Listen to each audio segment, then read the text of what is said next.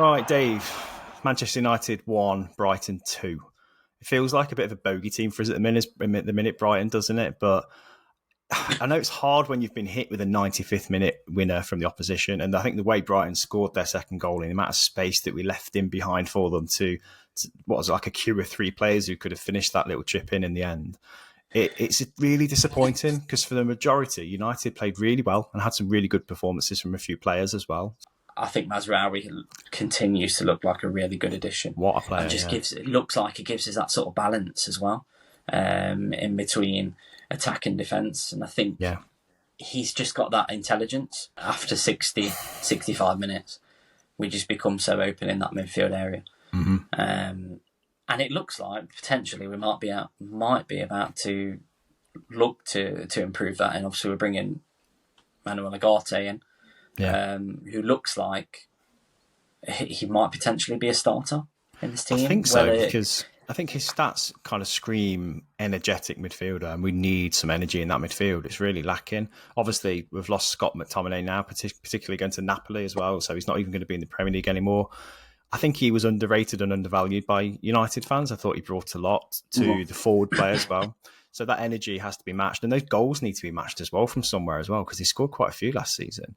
And obviously we've lost Aaron Wan-Bissaka, so there's some good squad players we're losing. So to have a player like Ugarte, who's 23, and if you look at his stats on paper, the stats bombs you can see where you've got them overlapping against another comparable player.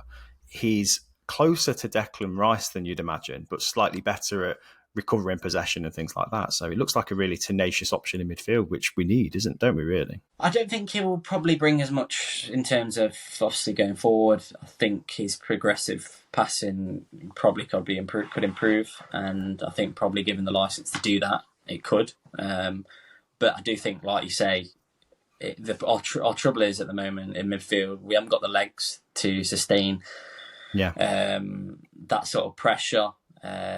Pressing high and being able to really drive up and down the pitch. Positionally, there's a lot of work to do at the back, but I think Ugarte being there will add a bit of character to just the defensive steel we've got, because him and Martinez, they're both quite up and at 'em players, aren't they? They're both quite gritty, quite determined. They've got a reputation for being quite physical too.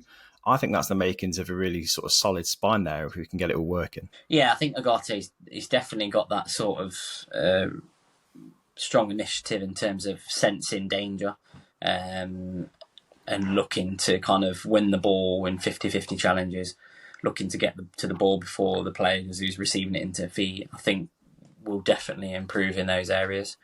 So it's going to be fascinating to see him come in actually, and to see actually whether he's actually given a bit of time to sort of bed in, or whether they're going to throw him straight in at the deep end, because to be honest, I think we might have to make a change against Liverpool.